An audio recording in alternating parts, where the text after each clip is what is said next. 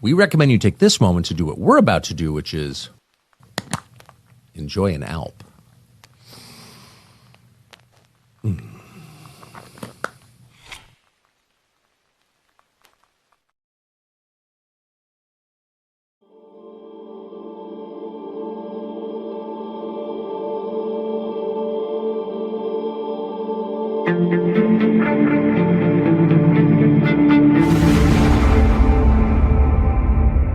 Allahu Akbar, Allahu Akbar, Allahu Akbar. Bakın. Her lamba karo.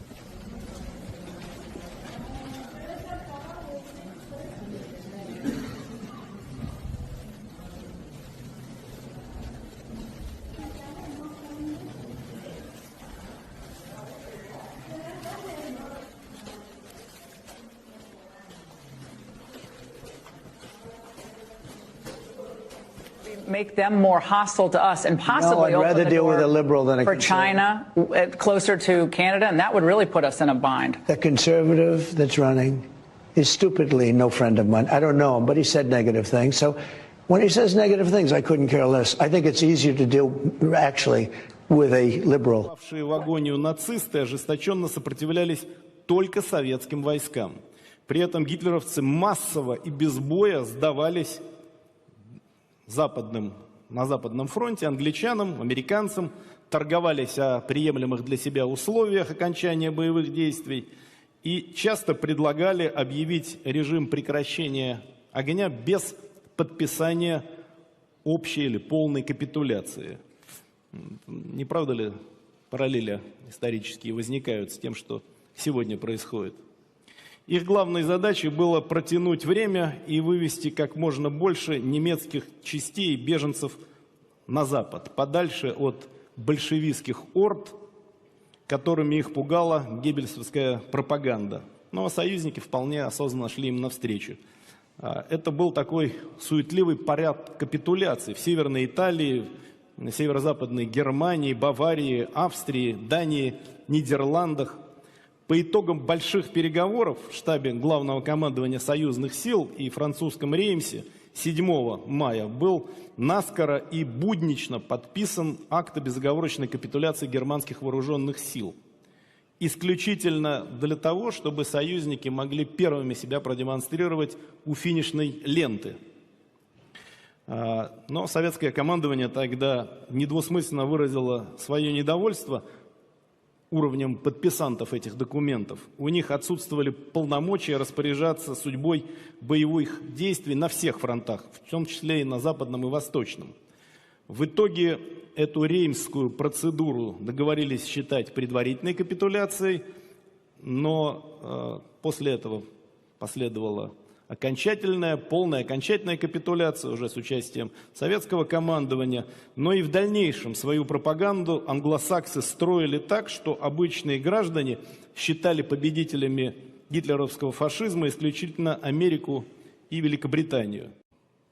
Тем не менее скажу, вот на мой взгляд, наши отношения с Европой прошли точку невозврата.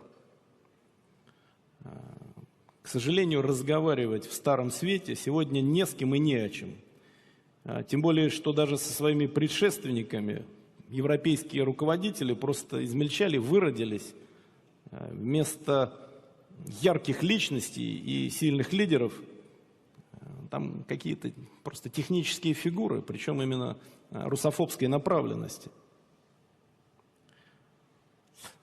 Тут вот уже давно показали известно.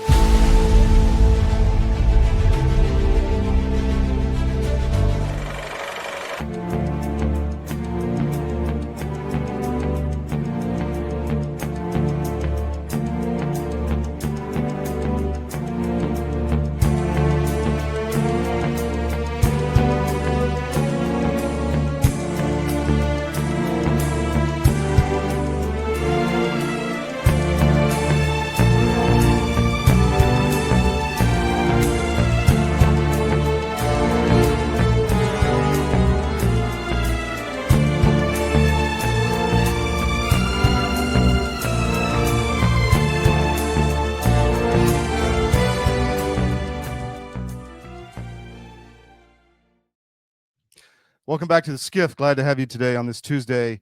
The video in the beginning, I had some question marks in the comments. That was a tourist in Kashmir between India and Pakistan who was doing a zip line over a terror attack. He didn't know what was going on, and the people are getting murdered below him. Quite interesting video. Anyway, but you also saw Dmitry Medvedev, who was the president that Putin put in place for a term so he could stay in power forever, essentially. And he's saying we need a Nuremberg 2.0. Relations with Europe are over, and that Russia is the only bastion against fascism, which is now the EU. So this take is becoming more and more, I guess, accepted in certain parts. And we're gonna delve into the reasons behind all this, the history over time, and get you aware of what's happening in Eastern Europe, because you need to know, because it's essential and it's integral into what Trump is doing to bring back the United States into an acceptable position in the world after the Biden fiasco and the CCP-enabled Biden regime, which was essentially a Manchurian candidate to destroy the West, along with the globalist powers in Europe, and along with, unfortunately, traitors and enablers inside the U.S. government. Did you notice the narrative, however, in the last few days? Trump tariffs are bad. Amazon put up that they are going to charge different pricing and highlight and break out the pricing for the tariffs on their site. Chinese Temu did the same thing. Interesting that Bezos did the same thing Temu did straight away. So, Bezos is no friend of the America First movement. We've been saying that for years. In fact, we have a list,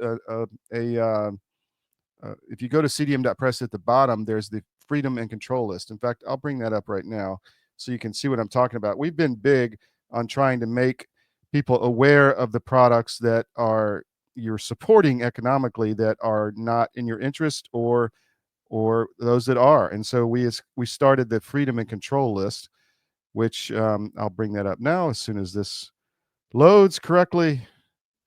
But it's essentially, we put companies into two parts.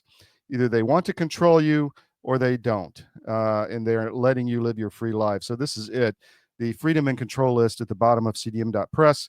And we update this pretty regularly, but you can see that ways that wants to control your life, and there's a list of those, and wants you to be free, and those you can trust. And sometimes companies go back and forth between the list based on their policies, but it's pretty extensive and we're growing it. So Amazon is definitely not the place you want to be buying your stuff right now.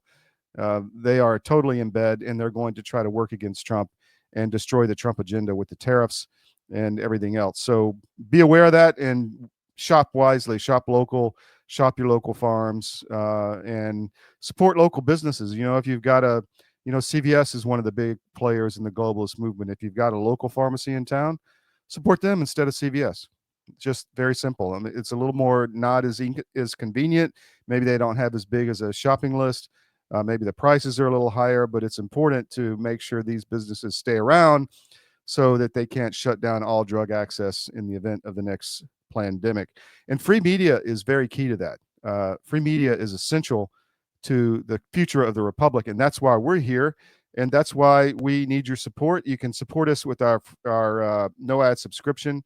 Thought I had an ad, or I don't have it. If you go to anywhere on any of the CDM sites, top right, subscribe and no ads. That gets you access to all of our sites. Once you log in, you can move around to all the different news sites from all over the world and see everything with no advertisements, no pop-ups on your phone. People love that stuff. I get great comments on that all the time. I used to hate pop-ups. Look, we have to have ads on the site because we have to survive, right? That's how we make money. We don't have a paywall. We're not, everybody's going to a paywall. We have a soft paywall. If you want to pay us and not see ads, you can.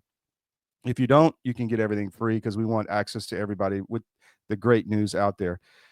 We got a packed show as always today. We have Ali Reza, who's with the Iranian resistance, is going to come on in a few minutes, and we're going to talk about what's happening in Iran. Iran is burning at Bandar Abbas and Isfahan today. Again, another explosion.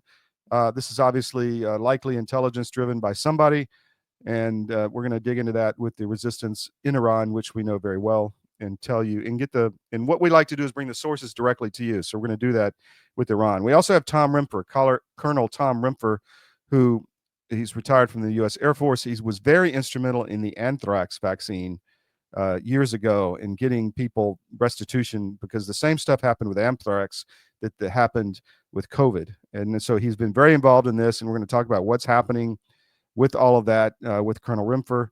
And today is April 29th.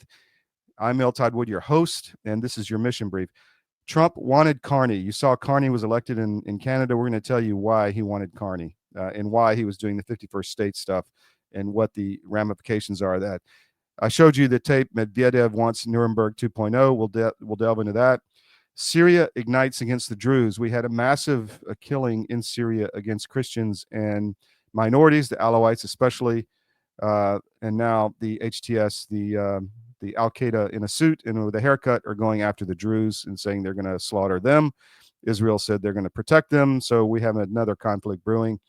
Tariffs are pouring into the Treasury despite the narrative, which I talked about. We're going to dig into that narrative and who's pushing it. And then Marco Rubio got rid of Adam Boehler, the negotiator who was working with Witkoff. And so you need to know about that. We'll be right back with Ali Reza from the Iranian resistance. Stay with us. This is the SCIF. We'll be right back.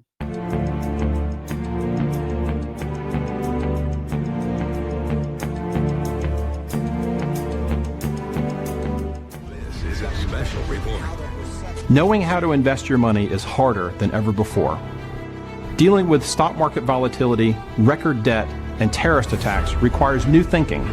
At U.S. Asset Management, we can help you see the world more clearly so that you can move beyond the chaos and invest with confidence. Call us, visit us online, or drop by our office. U.S. Asset Management, helping you make better decisions with your money.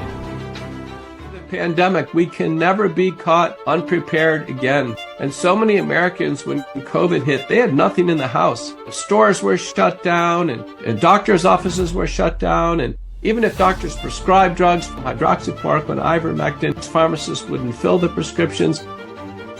That was a nightmare. Now the situation is much worse. We have these horrible supply chain problems. In our emergency medical kit at the Wellness Company, we have 8 prescription drugs that are all potentially life-saving. Most people who died with COVID, they died in the hospital because they didn't receive early treatment. Every American family should have one of these.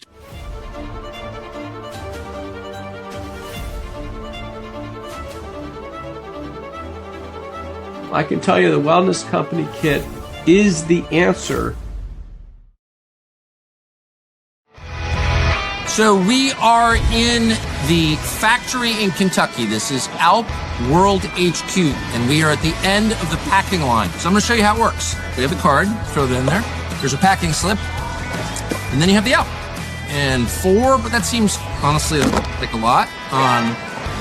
3 now, but it's good. You just pack a punch that, for a normal nicotine brand, it'd be like 8. We think 3 is fine. Next one. Again, 4. Let's throw 3 in just to keep it fair. Okay? There you go. So you can see you can get fast at this. And really, it's just a matter of repetition. This is kind of the assembly line that, Henry Ford devised so long ago. Tucker's stealing all the alcohol.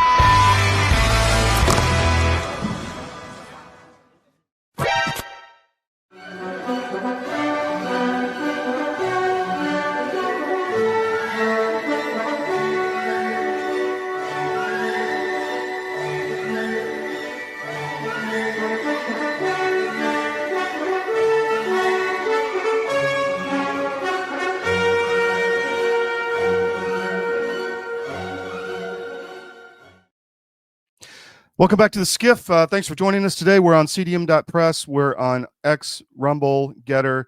We'll be on YouTube. We load it after the show, but check CDM.press morning, noon, and night. We're your global news wire.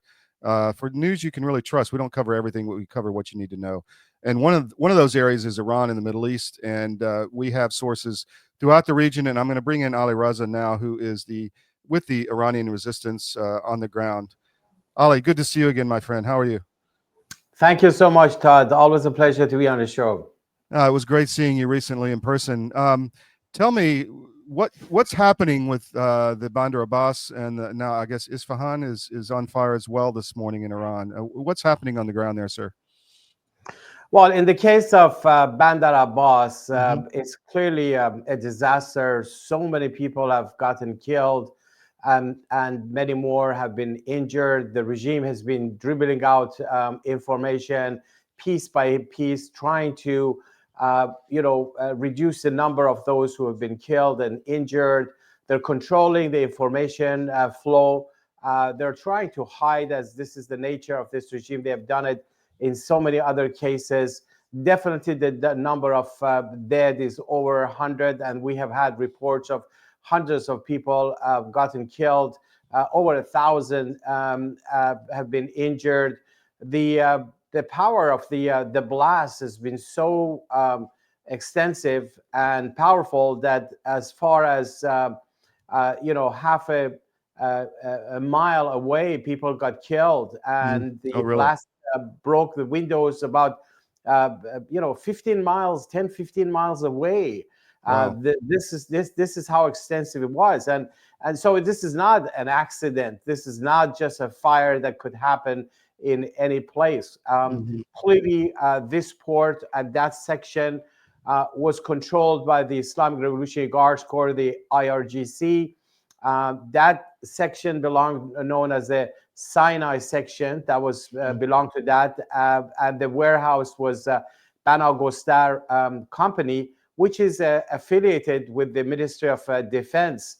And so all of the reports indicate on the ground that the explosion source was the sodium perchlorate, which is actually a material that is pretty much only used for solid fuel rockets that they had imported, according to reports from China. I read that. And having that in a place that you could affect the lives of thousands of people, this is murder. Yeah. So the Chinese connection, that's interesting to me. Is China helping to fund some of this activity that the regime is doing with its proxy armies around? I know Russia's involved to some extent. What about China? Do you know? Well, the Chinese have been working hand in hand in so many areas, in their missile program, in buying their oil, in circumventing sanctions, at least in the past, providing some level of expertise or material that could be used for their drone program, their missile program, all of that. But I think what needs to be understood is that this is a regime that, even though they're reaching out for help in different places from Russia or China, their biggest problem is internal. Their main preoccupation is how to control their own population. They see the people of Iran as their enemy, not as ally or as people that they need to serve. And they have seen 9 rounds of major uprisings in Iran since 2018. People want change, and they want an end to the rule of the clerics. That's, I think, the most important information and reality about Iran that must be understood when you look at any developments, any events related to Iran, including the explosion in Bandar Abbas and the way they're trying to camouflage things, lie about the what actually happened, and cover up. So what is going on in the ground with the resistance inside Iran at this point? I know are the demonstrations picking back up, or what's happening? Well, the main preoccupation of the regime is the reignition of the nationwide uprising that we've seen several rounds of it that dominated all 31 provinces of Iran. Every time the regime felt that they crushed it and they're in control, only a few months later the whole thing came back even stronger, more deep-rooted, longer lasting, and more focused on regime change in Iran. Now, in between, you have had thousands of acts of protests by retirees, by teachers, by workers, by nurses who are fed up with the regime. Especially, all of them have very important economic foundations because the regime is not paying, the salaries of these people, because the money goes elsewhere. It goes to their proxies in the region. It goes to further empower the Revolutionary Guards. Actually, while the people who are working on the ground are not being paid, there is a raise in the payment for the Revolutionary Guards, a raise in the money that they're spending on the repression. That's the main preoccupation. But also resistance units on the ground, those very young, many of them female supporters and people associated and members of the main Iranian opposition, the Mujahideen Khalq, have been extremely active, especially over the past year or two. And that's why the regime feels like they have no solution for it, even though they have done a lot of arrests. They have tried to create an atmosphere of fear and repression. Since Pezeshkian took office just this last August, over 1,200 prisoners have been executed, many of them political prisoners among them, trying to create fear. This is a much larger number in compared to all the previous periods, showing a very unstable, weak, and shaky regime. Let's talk about the negotiations for nuclear weapons. What about the nuclear program? Where do you see that going? Well, the Ayatollahs have been at the negotiating table before over the past 20 years. I remember when we first exposed the nuclear site in Natanz in August of 2002 and had successive major revelations that show a complete picture of the nuclear weapons program of the Iranian regime. The negotiations started at the time. It was the EU3, Britain, France, and Germany, who were directly negotiating with the Iranian regime. Instead of, they had a great chance of shutting down the whole operation, because a lot of that aspects of the program were in the earlier stages. But instead, they gave concessions to Tehran. They gave them money and resources. They allowed them to drag the whole thing. And then again, allowing the regime to cheat, to expand the program. And then again, when the negotiations started in 2011, 2012, which led to the 2015 nuclear deal between the Obama administration and some European partners and Iran, agreement legitimized the nuclear weapons program of the regime, allowing them to maintain the enrichment program, allowing them to maintain all of the nuclear sites. Some superficial agreements, you put some of these centrifuges in a storage, mothball them, make a commitment not to feed uranium hexafluoride in the centrifuges that are located under the mountains. This is ridiculous. And now look at the situation. The regime has expanded their program, and they're enriching uranium under the mountains and, snubbing the IAEA. But the most important element is that now that they're coming to the negotiating table, they have no leverage pretty much left for them, because they're extremely weak in compared to the previous years. They have lost much of their clout in the region. Their biggest ally, Assad in Syria, is gone. Their biggest proxies, Hezbollah in Lebanon, the Houthis in Yemen, the Shia militias in Iraq, and others have been badly shattered. But most importantly, you have had in between 2015 and now, all of these protests inside the country. People want change. So this is a weak regime who has come to negotiating table out of desperation, but they want to save face and show that, they're in charge. They're asking for concession. They're asking to keep their enrichment program. I think it's so important for the negotiators to understand the realities on the ground, to understand the equation, and call for ending the entire nuclear weapons program of the Iran regime, shutting down all of their nuclear sites. the IAEA's role should only be to monitor the closure of those nuclear sites. That's, I think, the strategy that should be pursued. Let me ask you about the media. The media has not been on the resistance side, in the West at least, for some time. Is that changing at all? Do you see any more of an openness to bringing down the regime from the inside now that Trump is back in power, or is it still the same? Well, the media have their own priorities, but sometimes the realities on the ground become so evident that it makes it almost impossible and difficult to overlook those realities. I tell you honestly that a lot of the activities inside the country are still overlooked, but bits and pieces gets into the media because the evidence is right there.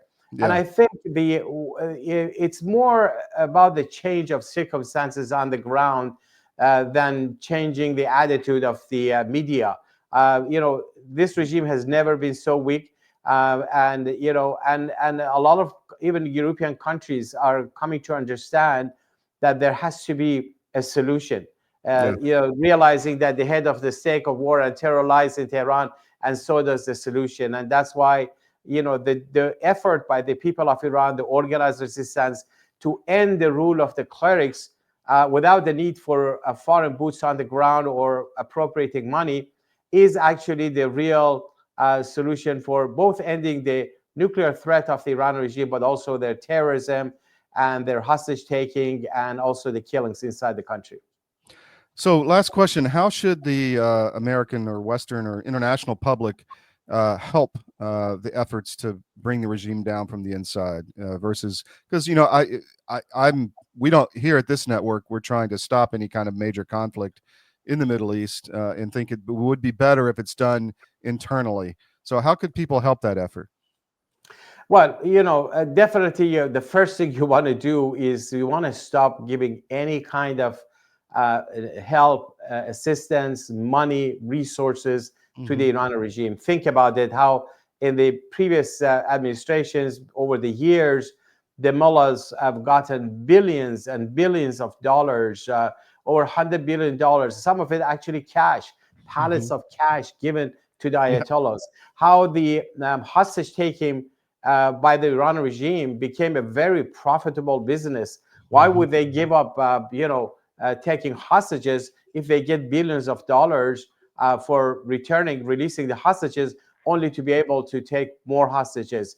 That policy of appeasement by the West, whatever you want to call it, needs to end, number one. Second, when it comes to the nuclear issue, the call has to be for ending the entire nuclear weapons program of the Iran regime.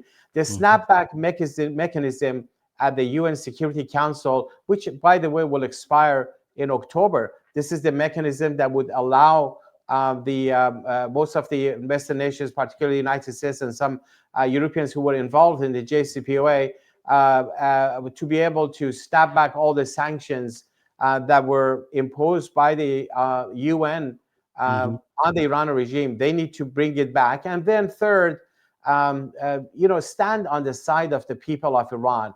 How?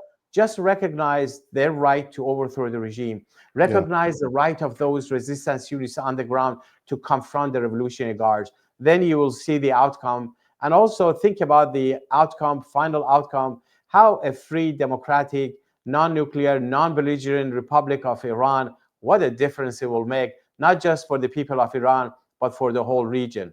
It will change the whole equation, and that Iran will become a source and for peace, tranquility, and coexistence, as opposed to being currently the epicenter of war and terror. Alireza, thank you so much for your time. It's always good chatting with you, and we'll have you back down the road. Thank you very much. Thank you so much, Todd. Always a pleasure. Take care.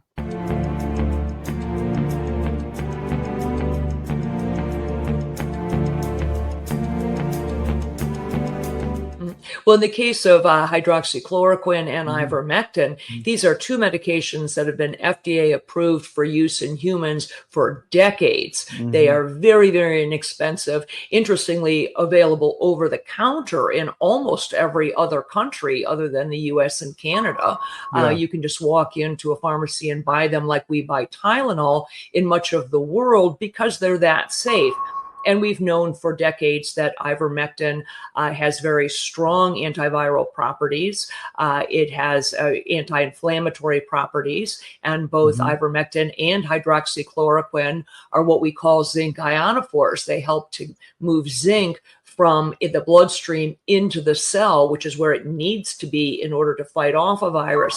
So lots of application for these, and we have every reason to believe that those drugs also will likely have some efficacy against H5N1 or a number of other respiratory viruses that we may meet down the road.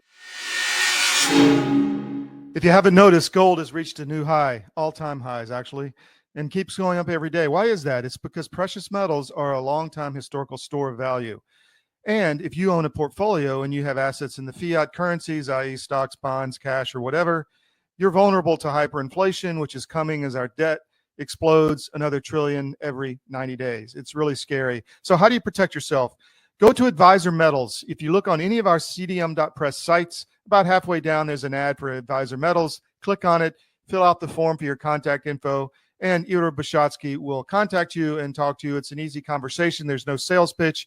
He's completely verified by us. He has a regulatory background we've checked into. We've checked with his bankers. We've checked with his IRA custodians for metals, and we can highly recommend Advisor Metals and Ira. So go to Advisor Metals. If you call them directly, tell them we sent you at CDM, and he'll definitely take care of you. But protect your portfolio because you really need to.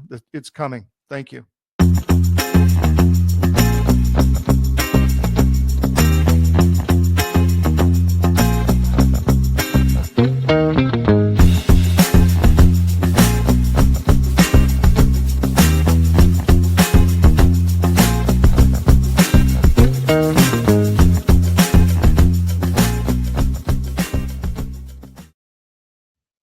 Welcome back to the SCIF. We pride ourselves on bringing real sources to you, and you're not going to get that anywhere else, to be honest. So hope you enjoyed getting insight on what's happening in Iran. We're going to bring on Colonel Tom Rempfer, USAF, U.S. Air Force retired, here in a second, and we're going to talk vaccines in the military. We've been on this. We did an event in Colorado Springs outside the Air Force Academy several years ago with Colonel Rempfer and others, where we talked about and tried to fight against the COVID vaccine mandate in the military. Eventually, we were successful, but a lot of people have been damaged, and there needs to be accountability. And there's a bigger story to this than just COVID. There's anthrax. And so there's a history and a pattern recognition here that we're going to talk about with Colonel Rempfer. Before we get to him, I want to bring up just this whole issue with Russia. The speech which Medvedev, which means bear, by the way, Medvedev in Russian, he is the guy that Putin put in place for one term so that Putin could come back constitutionally and stay in power for life, essentially. Now that rule has been changed in the Russian constitution. So Medvedev is an insider.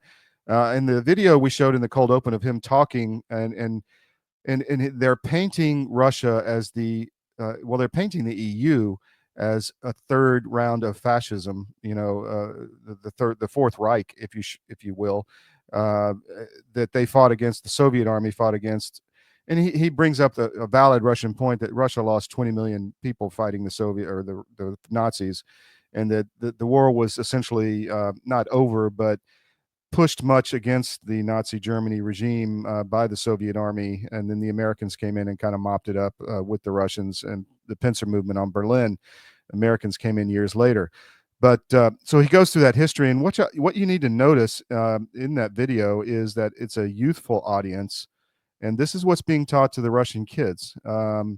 And they were very attentive, and so this narrative sticks to them. And this is what the Ukraine thing has been so horrific, killing wise, but it's been good for Russian nationalism, and the Russian leadership is using it skillfully to paint the EU and Ukraine as a fascist regime, and that they are the saviors of the world against fascism. So there's a kernel of truth in that. And it's not exactly what they're saying, but in the alliance between the U.S. and Russia is something you could see in the future against a tyrannical EU. So we're going to stay on that story. It's really important. And he's calling for a Nuremberg 2.0, which I also find fascinating. The next story is Carney won in Canada, and so he's now the president. He has a minority government. They did not win a majority in parliament. And the video that I played in the cold open was Trump saying, look, I'd rather have the liberal than a slippery conservative to deal with who's not really a conservative. And that was Polivier, I think how you say his name. And he didn't win, and he actually lost his seat in parliament in the election. So now we have a even worse progressive Maoist government in Canada, which Trump thinks will be easier for him to confront. And there's a lot of people saying Trump got exactly what he wanted in Canada. They're on the left, on the certain circles, you're hearing, oh my God, Trump, it's Trump's fault he got a Canadian liberal government. I think that's exactly what Trump wanted, because I think there's bigger chess at play here. And we're going to watch this story and see because look, all this 51st state talk has a point. And we're going to find out what that point is in due time, maybe not just yet. I'm going to bring on Colonel Rempfer, and we're going to discuss the vaccine mandate in the military. I actually did this earlier, and I'm going to play this interview, and I think you'll really enjoy it. So here we go. It's been a while, but we're honored to have with us Colonel Tom Rempfer, who we've been involved with over the years on the COVID vax mandate in the U.S. military and the airlines, et cetera. Tom, thanks for coming on, man. Thanks, L Todd. Appreciate it, sir. So I wanted to get you on because I think you're one of the leaders of this movement as far as pushing back against the illegal COVID mandates. And as I told Mark Bashaw Friday, Secretary Hegseth said the magic words, illegal order. What say you? Yeah, he actually used the terminology unlawful order, but it doesn't really matter. For all practical purposes, they are synonymous. And I've been tracking Lieutenant Bashaw's case, the great injustice that was done to him, completely arbitrary and capricious prosecution of that young man. And so I would like to discuss his case a little bit more. Yeah, please, let's jump right in. I mean, we kind of talked about the ramifications with Mark, but not really the past. Do you want to give a elevator pitch of what actually happened to him? Yeah, I think a primer on the historic illegality of medical mandates by the Department of Defense is instrumental. Okay. And so, my story unfortunately goes back 30, years almost in challenging the anthrax vaccine program. And we were very fortunate that it took a long time, much longer than this COVID debacle has taken. But ultimately, the various branches of the government ended up agreeing with us that the anthrax vaccine program was illegal. The House Government Reform Committee had put out a report that said that the program was being implemented in conflict with the law, and that was in 2000. So long time ago, a few years later, the federal courts chimed in and concurred, validated our original concerns about the illegality of the anthrax vaccine mandate in the military, that the vaccine had not been properly licensed, and therefore it wasn't, as the Department of Defense and the government was claiming, a safe, effective, and FDA approved. It was not, and the program was enjoined. And in an uncontested court case, ultimately the plaintiff's attorneys were paid. That doesn't happen unless you're the prevailing party. And as the court said, the government was not substantially justified. The program was patently illegal.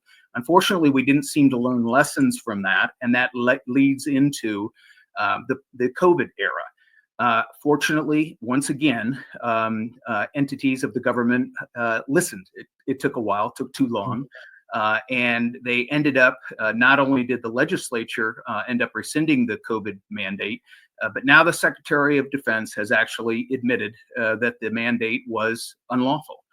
So, basically this entire sordid tale is an example of success. Government entities, the branches of the government listening, taking too long, but ultimately listening and determining that these medical mandates were unlawful, illegal. And so that's happened with both the anthrax vaccine mandate as well as the COVID mandate. And so now it's time to correct the records. I've been a longtime advocate for correcting records for anthrax veterans. There were at least 37 court-martials, thousands of non-judicial punishments, and a variety of other judicial punishments. They should all be corrected because the program was patently illegal. President Trump tried to do that in 2018, actually put down guidance through the White House, from the White House. The intent was to correct records of anthrax-era veterans and the injustices that were meted out against them with punishments, dishonorable discharges, fines, jail time. And so, unfortunately, those 2018 corrections ended up being undermined by the Department of Defense. They put out a memo. They didn't even mention anthrax vaccine in the memo. It was supposed to correct errors, injustices, and inequities. They fully corrected a couple records out of the thousands of troops that were punished. But ultimately, the Department of Defense undermined it, obscured it, obstructed it. And once President Trump was gone, the Biden DOD basically halted all corrections. And so I'm very hopeful that the Department of Defense and the executive branch, hopefully the President of the United States, will order those corrections to finally happen for anthrax era veterans, as they are now happening. The precedent is incredible. It's happening for the COVID era veterans. And so from the perspective of the primer, I just want to mention that there was an original law, Title 10, Section 1107 of the U.S. Code, that said that you can't mandate experimental or investigational vaccines on the troops. That's what they violated with the anthrax vaccine mandate. And then after the anthrax vaccine mandate was declared illegal by the federal courts, Congress handed the Department of Defense a new law, the Emergency Use Authorization. So while the vaccine was unlicensed, the courts did allow, it was memorialized in the Federal Register, for the Department of Defense to use an emergency use authorized, unapproved medical product on the troops. But it had to be voluntary. Absolutely no penalty is what it says in the Federal Register. No punishment, no loss of benefit or entitlement. So the Department of Defense knew full well what the requirement was in utilizing an emergency use authorized drug product. And the very first ever EUA, emergency use authorized unapproved medical product, was anthrax vaccine, because the courts had declared it illegal and forced the Department of Defense and the Food and Drug Administration to actually license it properly. Anthrax vaccine was the first ever EUA. It was absolutely voluntary. That same standard should have been applied to the COVID shots. Unfortunately, when the Department of Defense put out guidance for the COVID mandate, they actually executed proper guidance. They said that the licensed product was the only thing that could be mandated, but there was no licensed product. There was only emergency use authorized. So that was intentional. That was a sleight of hand, correct? It seemed like preparing a memo, a directive by the Secretary of Defense that was actually legal, saying that that the EUA drug was voluntary and that they could only mandate FDA approved product, which they didn't have. It didn't exist throughout the entirety of the mandates. It seemed like they were going to implement it properly, but unfortunately the execution of the mandate at all levels of the chain of command ended up being a mandate for the EUA product, which was an absolute violation of the law and an absolute violation of the SecDef's directive. So that's where we get into the arbitrary and capricious nature of the sanctions. There were over 8,700 soldiers that were given less than fully honorable general discharges. They lost their earned education entitlements, and they had basically bad paper from the Department of Defense. That's what our Secretary of Defense and our president have said, hey, we're going to fix this. And it's historic that the Secretary of Defense has actually admitted that the mandate was unlawful. No less historic than the judiciary finding the anthrax vaccine mandate illegal. So all these historic events are very important, and we should be having the discussion about them. To me, it's absolutely fascinating that at the national media level, there's been literally no discussion, almost no reporting. A few alternative media attempts to explain that the Secretary of Defense has found the mandate to be unlawful. But by and large, the mainstream media didn't cover it at all. I'm going to be gracious and just assume that they do not understand the significance, just like with the anthrax vaccine mandate. They don't understand the seminal significance of the Secretary of Defense saying that a mandate that impacted over 2 million U.S. soldiers was unlawful. It's very important, and it goes to the necessity to correct records. So they're going to correct records for the 8,700 that were given general discharges. Now they've actually added additional guidance that they're going to expunge all adverse personnel actions. They're going to upgrade all discharges, and they're actually going to address career setbacks. This is very important as far as making our troops whole. But I also want to focus on the incredibly unique case against Lieutenant Bashaw. Before we move on to that, I want to ask you, and I've asked you this before, and I know you're being gracious, as you say, but you have a situation where twice the DOD has essentially pressed with I would say, almost a diabolical agenda of vaccinating all the troops with an unlawful product twice. That's pattern recognition, right?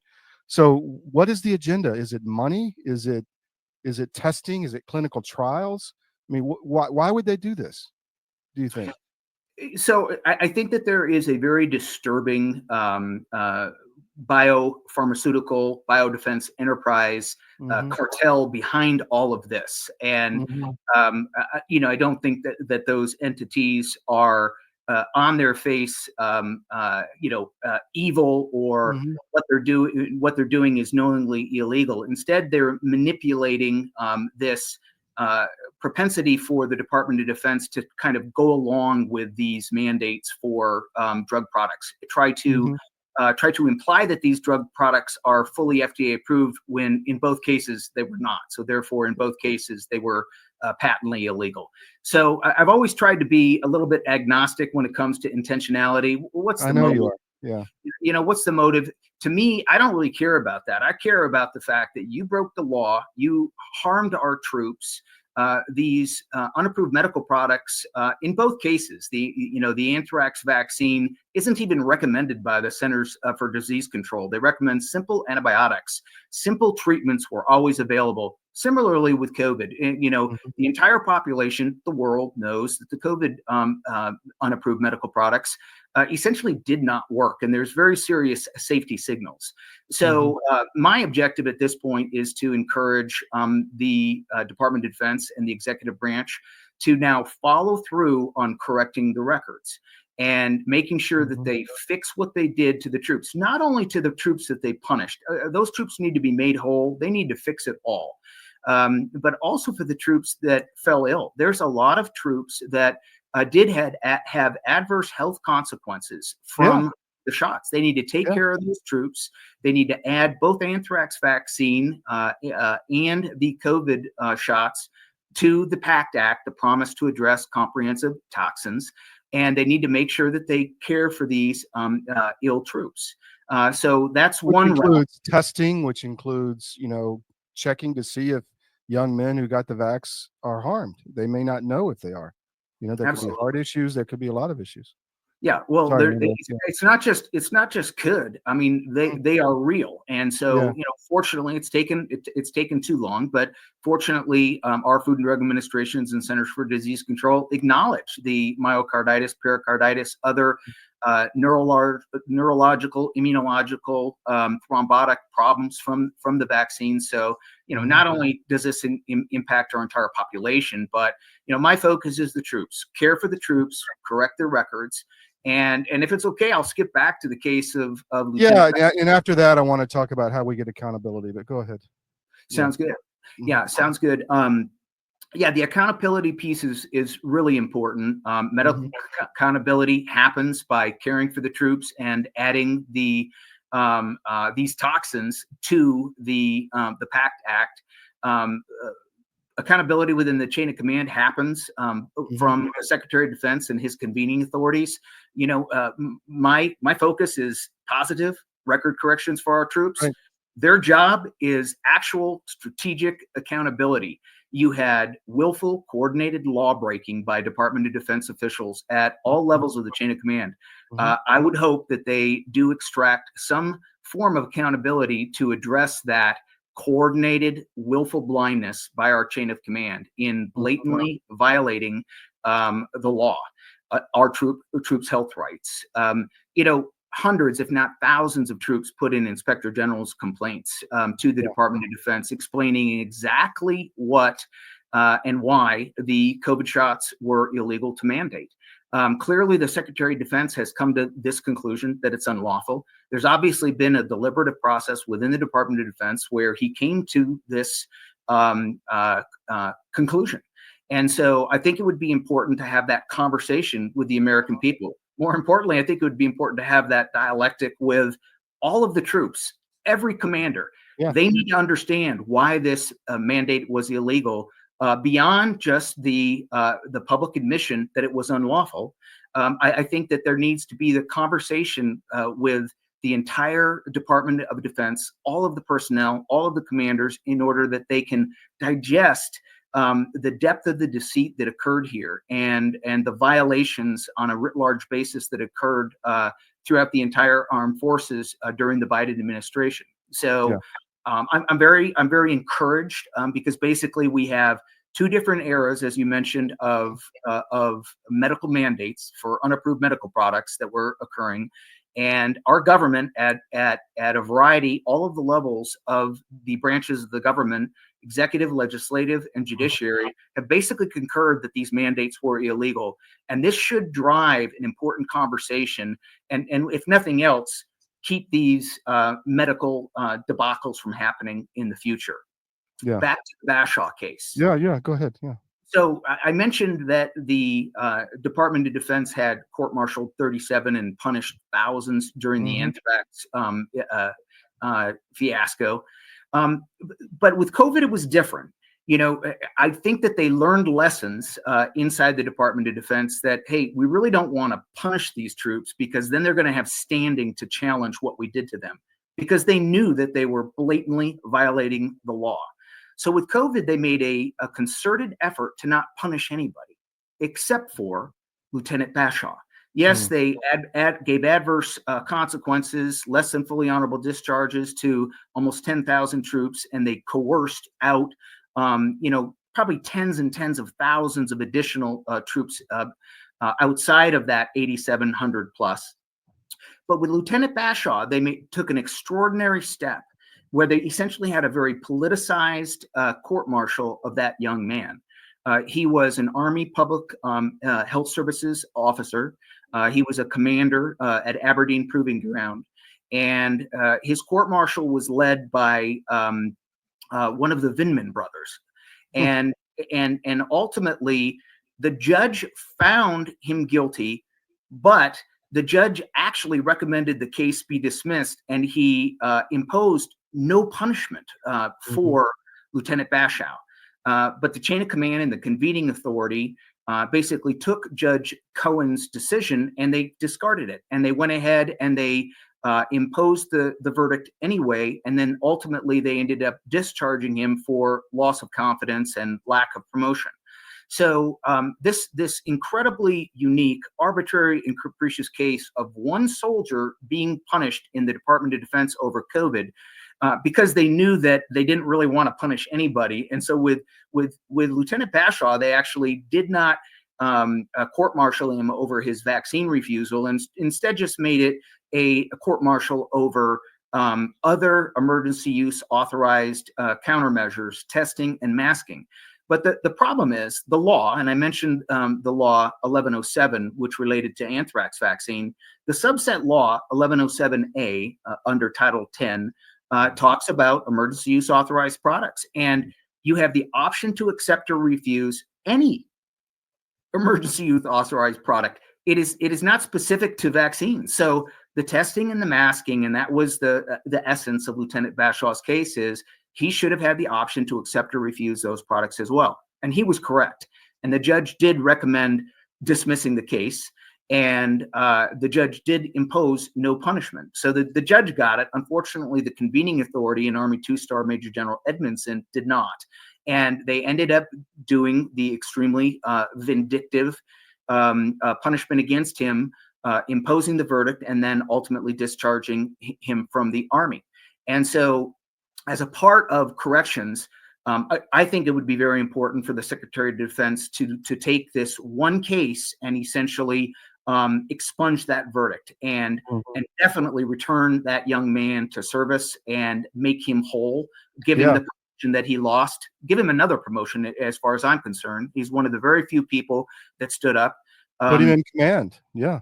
I mean, And so that would be, I think, a very important part of the conversation and part of the the get well process for the Department of Defense to take this singular case and show it for what it was and actually implement Judge Cohen's recommendation and dismiss it, expunge that verdict. It makes me remember back with anthrax vaccine. I mean, they court-martialed a lot of people. A couple of them were very, very important. Major Sonny Bates, a pilot at Dover Air Force Base, Captain John Buck, a physician at Keesler Air Force Base. They court-martialed these guys and they punished these guys. And in anthrax, it was a kind of a similar despicable process where they didn't even allow in these court-martials there to be any evidence included about the illegality of the order. And instead, these court-martial kangaroo courts ended up being just about, did you refuse the order? Yes, guilty. Not, did you refuse the order? Why did you refuse the order? Because it was an unlawful order, sir. That evidence was not. That goes to the fundamental tenets of the UCMJ. You're not supposed to enforce an illegal order or unlawful order. Correct. In Articles 90 and 92 of the Uniform Code of Military Justice and the Manual Court Martial make very clear that patently illegal orders have to be refused. So all of these soldiers in the anthrax era and in the COVID era actually did their duty.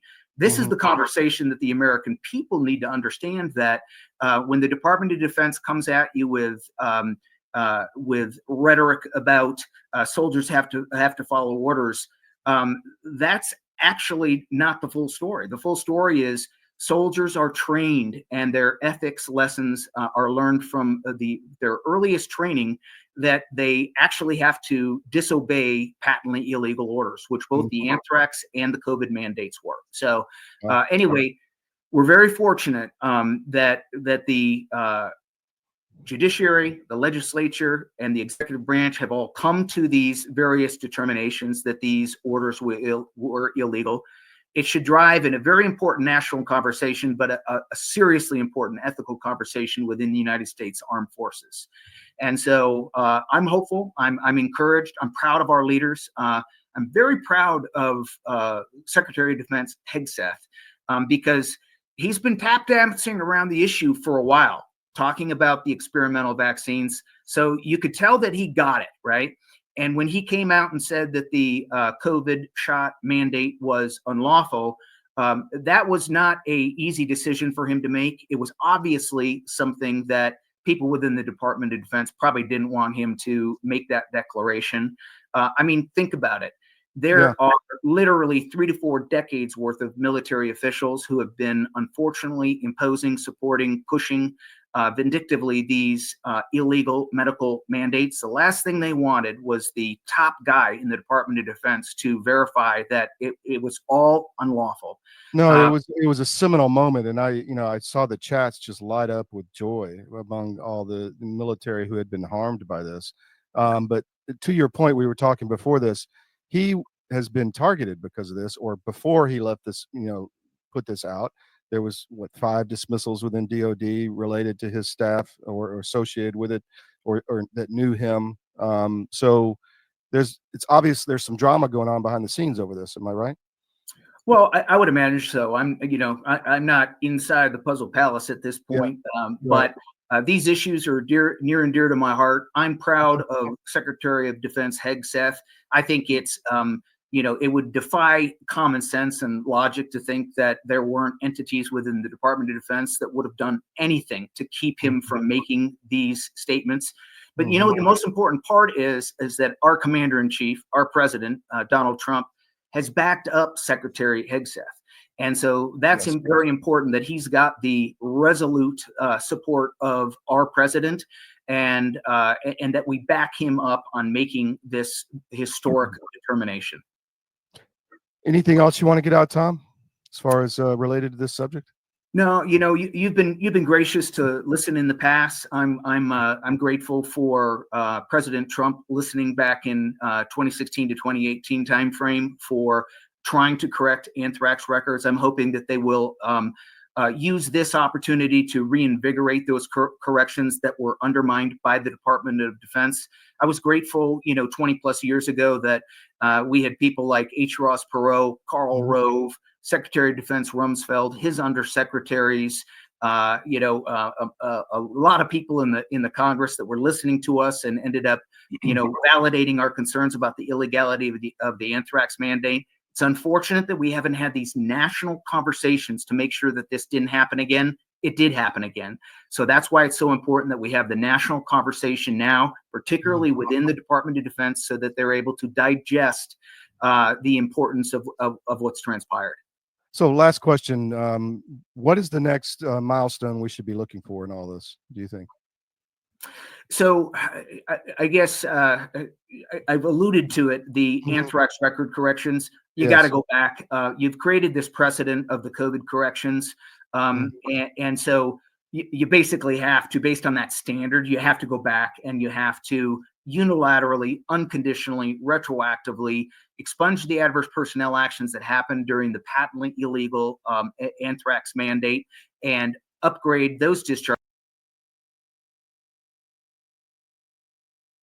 There were a lot of less than honorable, bad conduct, dishonorable, other than honorable discharges during that time frame. They all need to be corrected. They are zero cost. It doesn't cost them anything to correct that paper. They have the list in 2001 as a modification to the National Defense Authorization Act under Title 10, Section 1178. The Congress ordered the Department of Defense to track who they punished over anthrax. So they have the list, and if they didn't compile the list, then they need to comply with the law now and compile the list and send everybody a newly minted, fully upgraded, fully honorable discharge. So that's the main event. I think the COVID corrections are well underway. Our Secretary of Defense gets it. He's listened. Our President of the United States gets it. So within the executive branch and the Department of Defense, they are well on track to doing the right thing. I think it would be beneficial. They know that they have a very intelligent, qualified group of professional military, former officers and current officers that are well versed on these issues and know how to help them correct these records. I think that they need to call upon those folks. There's been an initiative by some of them in creating a document called COMCAP, which is basically the COVID mandates for anthrax and COVID vaccines, and basically helping the Department of Defense to correct the records. I think you need to call upon those people, bring in that team, make it as expeditious as possible, rather than using the traditional mechanisms within the Department of Defense, the Air Force, Army, Navy, Coast Guard corrections boards. Those can take years, and the clock is ticking. I think it would be important to either just correct everything unilaterally and get it done, or form a committee of people that know that what needs to be done, that can do it in a more expeditious manner than the corrections boards, which tend to kick the can for 12, 18 months, 2 years, 3 years. It takes years for those corrections boards to act. Not to mention, there's up to 100,000 troops that are going to be asking to have their records corrected and their career setbacks remedied. There needs to be a panel of these very competent military members, current and former, that know what needs to be done, and I think we'll be able to fix it most expeditiously for our Secretary of Defense. Well, it's no cost for the military to fix it, but it's a big cost for those who got dishonorable discharges. People don't realize how that could impact your life, and it's like getting, a prison record almost. If you go to get a job or whatever, it's a problem. Anyway. Yeah, and anthrax veterans have been carrying that burden for almost 3 decades. It's time to make it right. And one standard for correcting records is simply the passage of time. They could go ahead and correct anthrax era veterans records just based on the passage of time. But fortunately, we have an illegality ruling by the federal courts, uncontested by the government. Fortunately, we have a congressional report saying it was illegal. There's ample basis to correct those records unquestionably, unconditionally, and obviously now they're doing the same for the COVID era veterans. So I'm pretty encouraged. Everything is on a good vector. But time, the problem is that they need to do it more expeditiously than they've done it in the past. No more kicking the can. Gotcha, Colonel. Thank you very much for your time. We'll have you back soon as this progresses. Appreciate it. Take care, sir. Bye-bye.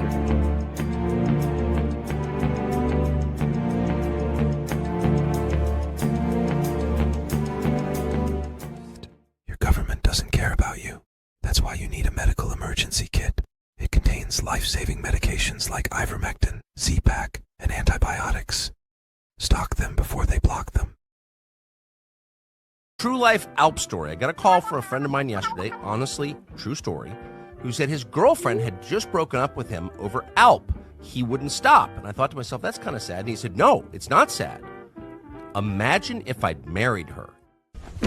Now I know I was saved. Then the next day, this same friend is driving at twice the speed limit through a major American city, pulled over by a cop in a speed trap. Cop takes his license registration, goes back to the patrol car, runs him, comes back, looks in the window, and sees a tin of Alp on the dashboard. Pauses, stunned, says to my friend, you use Alp? Yeah, I do, says my friend. So do I, says the cop. We all do. He looks at my friend thoughtfully and goes, drive safely, sir, and hands back his license and registration. No ticket. So in 2 days, he's saved from a tragic marriage to a girl who doesn't like Alp and a speeding ticket. All true. It's more than a nicotine marriage.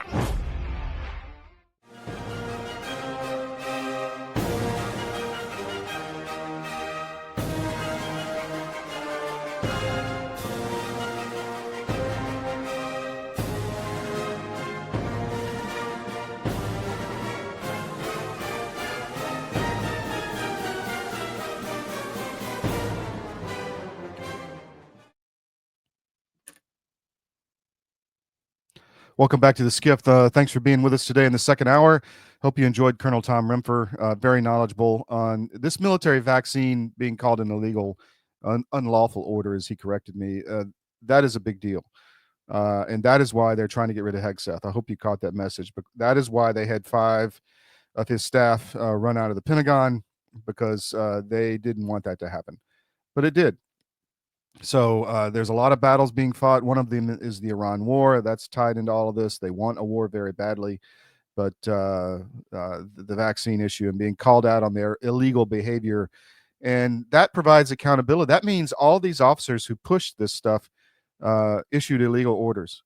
And that's not cool. So we wait for the accountability. So we'll see if it comes.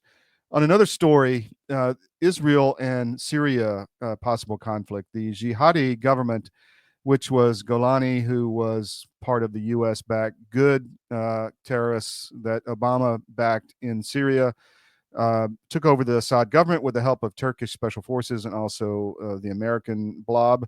And he immediately went out and killed 10,000 Alawites and Christians. And now he's marching on the Druze, sending his, very nefarious forces to take on that sect of the population and destroy them. So that is not cool, and it's very bad. And we're going to play just this real quick so you can see what we're talking about. الحمد لله معز الإسلام بنصره ومذل الشرك بقهره ومسير الأمور بأمره. نقول لك يا عدو الله أيها الدرزي الملعون ليس لك عندنا إلا السيف البتار. Anyway, I know you don't speak Arabic, but that is the jihadi faction of the Golani government marching on the Druze villages in Syria. This is the government supported by the United States. We have not a peep out of Washington on this. And so you have the Israelis who said they're going to protect the Druze. And obviously they have a self-interest in going into Syria and acquiring more of a buffer zone against whatever this government turns out to be or whatever comes down from Turkey. They bombed the T4 air base, which we mentioned yesterday, to prevent Turkish air forces coming into that area in western Syria. But this is going to light off, and you're not hearing this from anywhere else, I guarantee you, but we're on it. And as usual, we're going to tell you what you need to know. The next story I want to bring up is tariffs in the U.S. are bringing massive amounts of money into the Treasury. You're not going to hear this story anywhere either. This is on CDM.press. You can find it right there. America's monthly custom revenues are already hitting all-time highs in April. Record tariffs coming into the Treasury. This is what Trump is talking about. You're not going to hear this on the media. You're hearing the narrative that everything's bad, that prices are going up, that it costs more to buy your cheap Chinese crap on Amazon now. So your life is ruined. That's not the case. Hold on. The golden age is coming. That's the message we want to bring. On another note, this story is also something you should be aware of. An Israeli general came out and said Marco Rubio was the person who got rid of Adam Boehler. Of course, he worked in the State Department, so that makes sense that Rubio's at the top. But he promised Israel that this would never happen again. If you remember back, Adam Boehler is the one who wanted to negotiate with Hamas and find a solution, and was quickly drummed out of the State Department. And now we know it was by Marco Rubio himself. There's a lot of ramifications to that, so keep that in mind. We're going to stay on the story. This general also says that there's going to be a conflict between the Trump administration and Israel within the next week over attacking Iran, which Trump has slowed down, but Israel wants it greatly, or at least the very nationalist wing in Israel. It's not the Israeli people. As you had Niv Kaplan on last week, we talked about that. There's a big split in Israel, just like in the U.S., and it's a big deal. And then the other story I wanted to talk about is the blackouts. I showed that in the beginning of the show with the people walking through the trains in Madrid in blacked out conditions. The train's not moving. The entire metro shut down. All traffic shut down. Power was out all over Spain, all over Portugal, and part of France. And there's two possibilities that are now emerging. One is a cyber attack we talked about. The other is that the mostly solar power absorbed a solar storm and shut down the whole grid. So you see how the vulnerabilities of solar power are, the renewables, green energy, all of that climate change garbage is to break the back of Western economies, which they've done a good job of. Now the grid in Europe is very brittle of their own making. So it's both realities are bad, either a cyber attack or their grid is now so brittle to solar surges and solar storms that it can shut down the whole grid if you get a solar surge in energy that's absorbed by the equipment, the solar panels. Not a cool thing. So a lot to talk about today. We're going to go through some more things. I'll be right back after this break.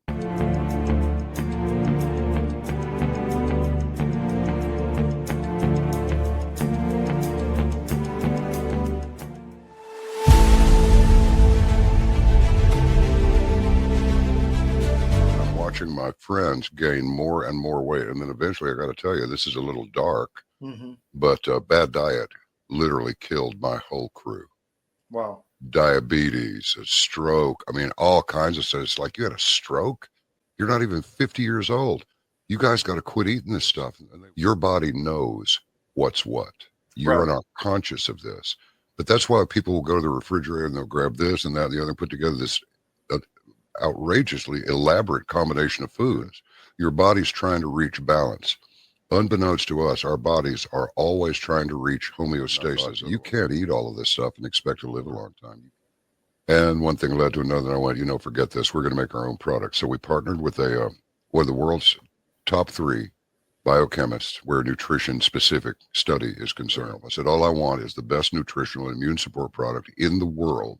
So we mixed it in yogurt. It's a powder. I got a bag of it here. I keep one on the console all the time, just so I can show people. Yeah.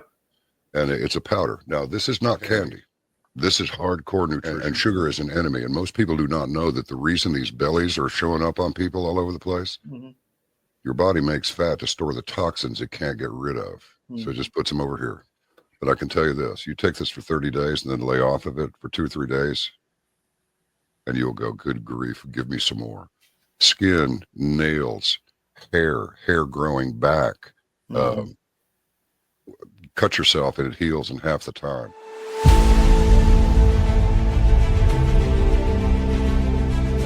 I'm David Cross, and you may know me from my election integrity work, but I also own U.S. Asset Management, an investment advisory practice. I've been an advisor for nearly 30 years, and one of the questions I get asked most frequently is, do I have enough money relative to other people my age? And while that's an interesting question, it's also the wrong question. The right question is do you have enough money to sustain your lifestyle for the rest of your life? This is a question you should know the answer to. This is what we do. Check us out at us-am.com and look for our big proud American Eagle logo.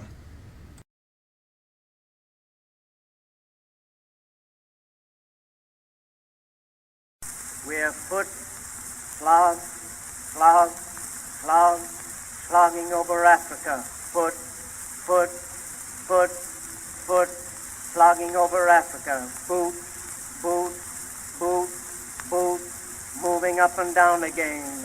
There's no discharge in the war. 7, 6, 11. Welcome back to the SCIF. We have a show called Eurobytes, and we did a very interesting episode yesterday. I'll play it on the Eurobytes stream later on CDM. But it was over religion in Europe and Christianity in Europe and what is actually happening on the ground. I'm going to play a portion of that now. I think you'll really enjoy this. And this is, again, an example of the really cool and informative and unique programming we have here at CDM. We call it TV for smart people. So if you're listening right now, you're one of the smart people. So thank you for that, and thank you for your support. Real quick before we move to this, Nucleo Boost. We're getting a lot of sales of this, and I really appreciate that. Go to cdmnutrition.com. You know, I mentioned that I recently had I'm over it now, but kind of an attack by the cold monster, if you will, or some kind of flu or something. And I was able to really power through it pretty easily and didn't get really sick, where other people who had it got very sick. And I think that's really due. It's just a positive experience because I'm doing this Nucleo every day. I put it in a shake or in yogurt, a smoothie, and it just builds, it fills all the potholes in your body nutrition wise at the cellular level. It has the bioaloe in it, which I thought was kind of crazy, but then I looked it up, and it is true. It's like zinc, or hydrochloroquine allows the zinc into the cell. Zinc is the bullet, hydrochloroquine is the gun. Well, nutrition is the bullet, but the bioaloe is the gun. It gets it into your cell and all this talk of cellular, dysfunction and just your body at the cellular level not functioning well due to all the poisons in our environment, toxic food, toxic water, toxic chemicals, the vaccines, all of this. That's a big issue with John R.F. Kennedy or RFK, and it's a big issue for us, and we're going to continue to push it. And we're really proud of this product we developed with John B. Wells. So go to cdmnutrition.com, check out the Nucleo Boost. The nutrition, the monthly subscription is cheaper, just by the way. You can get it that way, and it's a month's worth comes to your door.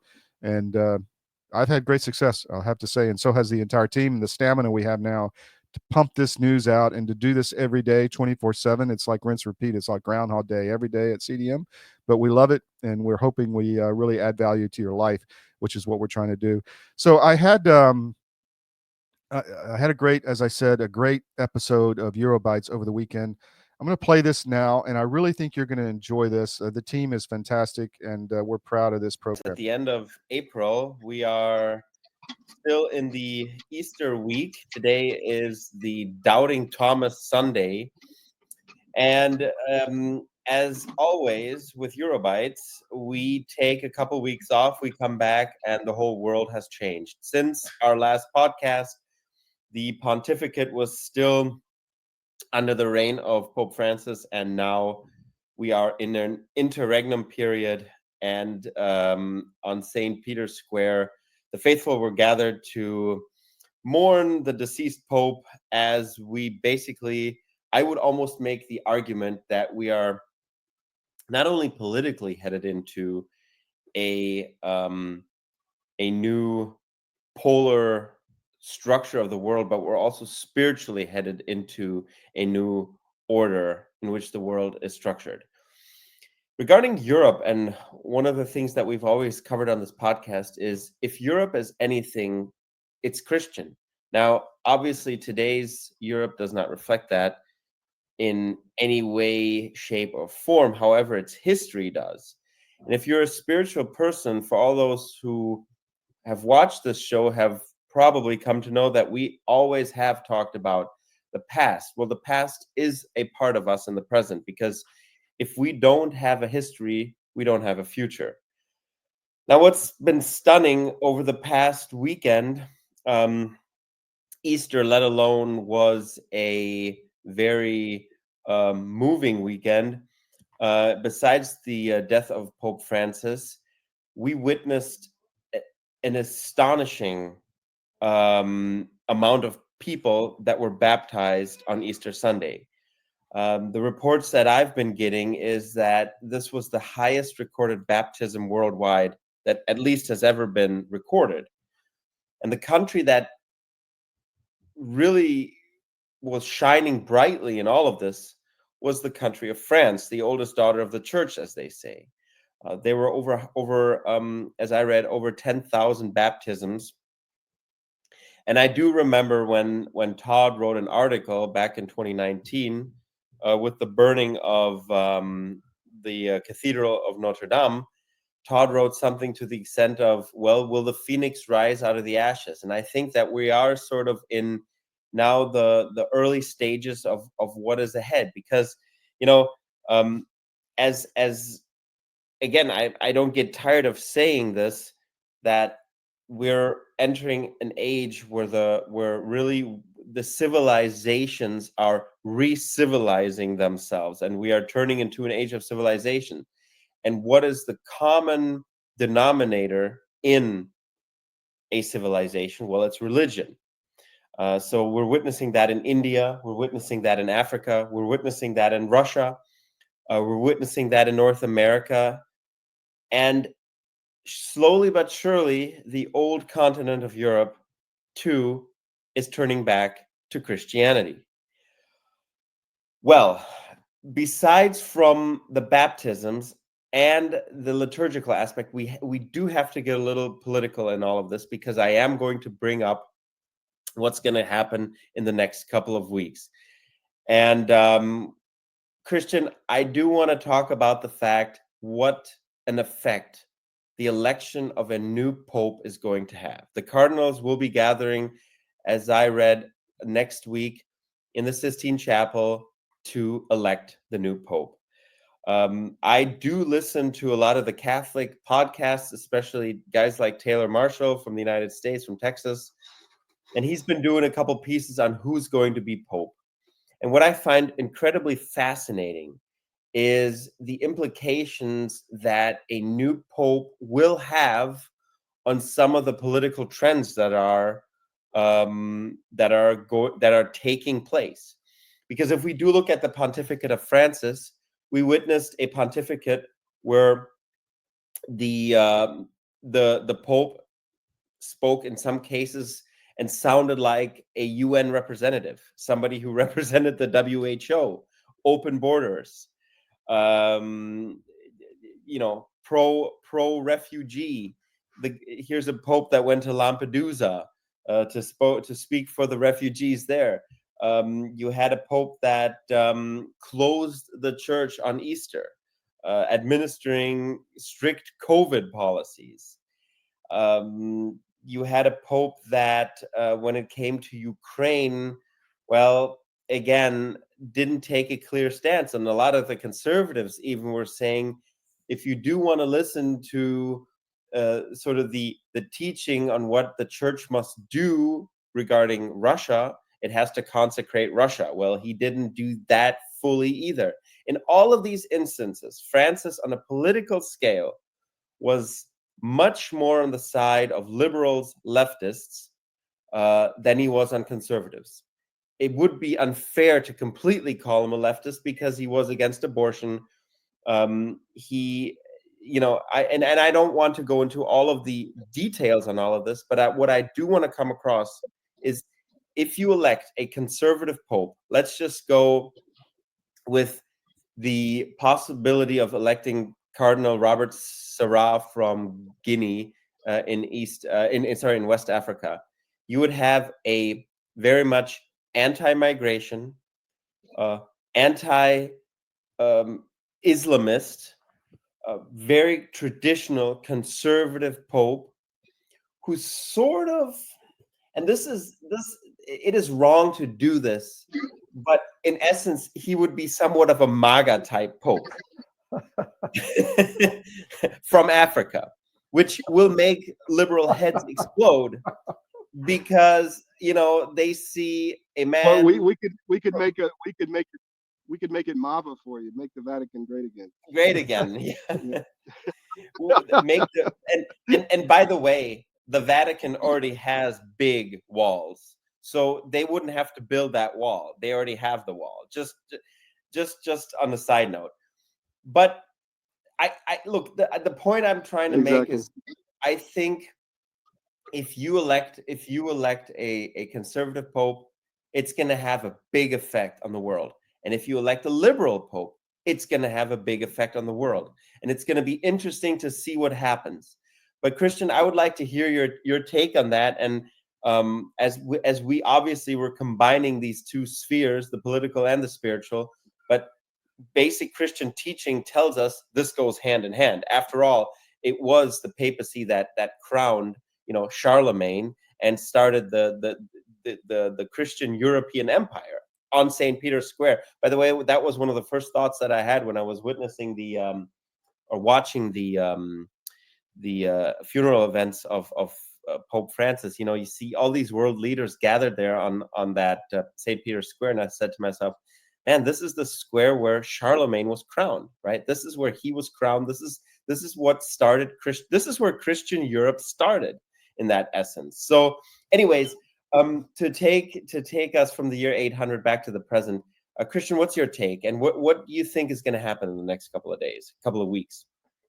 Well, that's anyone's guess. I don't have any insight how it works in the Vatican. I mean, apparently, there's a parallel to US politics. So apparently what Pope Francis has done, he stuffed the Vatican. Sort of what was the stuffing of the Supreme Court was always something that had been discussed. The stuffing of cardinals, right? Yeah. So there was a stuffing of cardinals.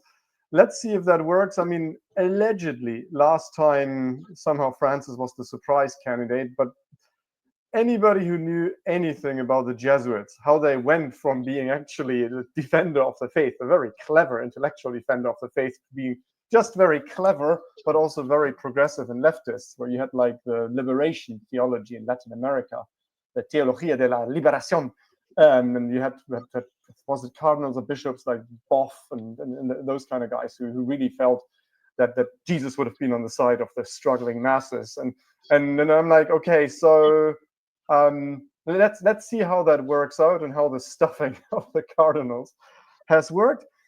Couple of other observations before I'm coming on how the swing towards the conservative wing of the Catholic Church and the progressive wing might work out. A couple of observations over the last couple of weeks. Obviously, not too long ago, I had my daughter christened, and for many of the attendees of that christening, it was the first religious service in a long time. For many, was in Scotland. For many, it has been the first religious service ever. But you could see it touched something in them. So a lot of folks came forward and said, "Look, this was just a beautiful service." And I mean, I deliberately picked a couple of hymns that were accessible but traditional. I don't like all the new stuff. They're almost the kumbaya kind of songs.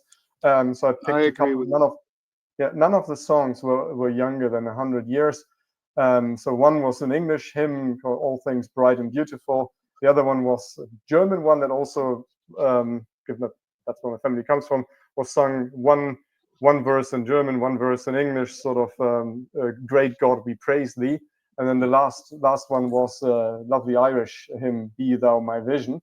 And then it seemed to touch something in people. And if I see, like, even typically people in Scotland always preface things with, "Oh, you know, I'm not religious, but," and even like when you see the funeral of the Pope, and I make no bones of it, I didn't even like that Pope particularly for most of the things he said and some of the things he did.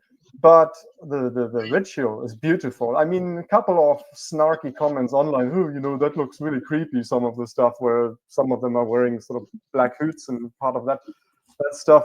But I think it touches something very genuine in people, and the mere fact that christenings in sort of part of Europe's atheist heartland, France, were well, in all fairness, traditional France never truly went away. It was just a minority.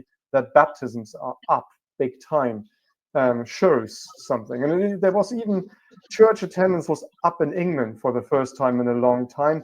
Suddenly, Trafalgar Square, there were thousands of Christians celebrating Easter, even though our prime minister and our king had been using the chance to more profusely give their blessings to Muslims celebrating Eid, and even Prince Charles, in congratulating to Easter, managed to shoehorn in some praise for the Jews and for the Muslims. Where, come on, you're a defender of the faith, but as we know, Prince Charles altered that to defend of the faith. And I like how you still call him Prince. Yeah, yes. Ha, that's a Freudian slip, but it kind of shows he never quite made it there. But yeah, that's be that as it may. I don't want to open that kind of worm with what I think about the current British monarchy, where all of this might be heading. So I've been notoriously terrible about predictions. But I think where it might be heading, if we get a conservative pope, I do see a reinvigoration of the faith. I see a lot of people joining from the Protestant churches to a newly reinvigorated Catholicism. I mean, as in my case, I was baptized. It's already happening. It's already happening. Yeah. I was baptized. Especially, by the way, especially big time in the United States, you're seeing number of young men going to traditional Catholic parishes as well as Orthodoxy. Yeah, I was going to come to that. So, yeah, in my case, sort of, I was christened in the Lutheran Protestant faith, and then the Lutheran Protestant Church, where it is, it might as well be a youth organization or an old organization of the Green Party in Germany, where you have like stuff like I kid you not, a church gathering. Where all the faithful meet, and you've got stands with Bible readings and this and that. But there's also a stand where you can paint vulvas, so the vulva painting stand, and then obviously refugees welcome, and Jesus was a refugee, blah blah blah, to the point that they're almost blessing the weapons going towards Ukraine. I mean, it's really a shameful case of affairs. But I've always had that Catholic part of my family that I probably always felt more drawn to. Anyways, to that sort of more lived faith. So that for me is interesting. And if indeed there's a swing to the conservative, I think it will reinvigorate the Catholic Church. I have a lot of folks going there. If it doesn't, and the Catholic Church becomes another side organization of the German Green Party or whatever, and the UN, and Davos, then probably the Orthodox Church might just become the one organization holding up the banner. I don't mean to be down on all Protestants, because as we know, Protestant is probably the most diverse religious movement in world history. Let me speak to that, because the Protestant church has lost its way. I mean, I'm a Presbyterian. My father was a Presbyterian minister, direct from Scotland. The line goes all the way back. And they have lost their way, but a lot of the Orthodox Presbyterian churches are growing rapidly in New England, and so I find that interesting. And then the two questions, there's Catherine Engelbrecht from True the Vote. You may not know of her. She's from a proud European heritage, her family, but she said the other day that we don't need more American patriots, we need more believers. And I think that is exactly, because this revolution has to happen before we can get the freedom back. So that's point one. And then the point two is there's a big, concern among a lot of Protestants that the Catholic and Orthodox churches put something in between you and God. So that has to be resolved. But I do see, I have family members who have gone Orthodox just because they are searching for, history and tradition and something that they can really feel proud of. Yeah, I concur. I mean, now we're in the depth of the theological discussion, the sola scriptura, and indeed eliminating the mediator. And And there's something to that. I mean, that's what I always admired about the Protestant churches, and up to now, still my own faith, where you do see the settlement of the Americas, and probably the Americas, the frontier would have not been settled in the way it has without the ability of believers being in the absolute frontier, outside any sort of parish, outside any sort of bishop's jurisdiction, and folks just having the Bible between the Bible and their conscience, and direct sort of conversation with God. And there's something absolutely beautiful and probably quintessentially American in that freedom to be your own master. Whereas I do think that there might be some sort of rethinking needed from the Catholic Church, where they look, we're going to put guardrails into into where your faith can take place. Please don't do snake wrangling. that's probably weird, and dial back the talking in tongues. But there's something to be said about the direct dialogue between you and God, where the priest may be a helper, but it doesn't have to be through the priest as such. But again, that is a high-flying theological discussion. But but the interesting thing is that, especially if you look at somebody like J.D. Vance, who comes from America's heartland, it's especially the heartland of the U.S. where you're witnessing this hard turn to orthodoxy or traditional Catholicism, which I find incredibly fascinating. That out of all places, it is especially in America, where you have bishops from Kansas that are going completely medieval. And I don't mean that derogatory. I mean that more in a fascinating way. Like Cardinal Well, you're Burke, exactly right. I know somebody, sorry to interrupt, but there's a guy in Texas who I have a family member. He's a Russian Orthodox, priest, I guess you would call him. But that's exactly him. I mean, he's masculine. That's what these boys are attracted to. Right, and the problem, one of the problems that I see with the Protestantism, and look, I know both worlds. And speaking of Protestantism and Catholicism, I mean, this is the German dilemma in our identity. This is the German split soul, the Martin Luther, who defies the papacy, and at the same time the unifying body, which is the Holy Roman Empire. Germany is the country where all of this started. And when I stand on top of the fortress, a mighty fortress is our God, Luther's hymn, in Thuringia, the Wartburg, where Luther translated the Bible, and through the ink glass at the wall, because the devil was bothering him, you're standing there filled with fascination. And at the same time, I'm thinking, I hate how all of this, due to the fact that the church split, has now ended up in the dumps. And when you look at Protestantism, the mainline Protestantism, the evangelical, so-called evangelical Protestant church in Germany, the state church, is dead. And as Christian said, they're basically a woke, liberal, extended arm of the Green Party. Which was by design. I mean, that was intentional. It was intentional, but it was easier to do because of that. But at the same time, when you look at Protestantism, I recently, my wife and I recently watched Borat, and when you look at that scene where Borat goes to the Christians, does Mr. Jesus love my neighbor? He loves your neighbor. Does Mr. Jesus heal the pain that is in my heart? And look, I've experienced those types of church services too. Then they start speaking in the tongues, and he falls over, people are running, and everybody's sweaty and in their suits. And it's embarrassing. And I think a lot of young men are saying, no, I want the hardcore, 6-hour service where the priest does some tradition that goes back to the catacombs of Rome or some cave in Greece. And I think that, as you said, Todd, that's the masculine aspect that a lot of young men are just seeing. That divergence, by the way, it's the young men that are going. And a lot of times the women are going to the more liberal side. And again, that's in society. You know what they're teaching these young men in these Orthodox churches is that the man must lead the family and bring the woman along.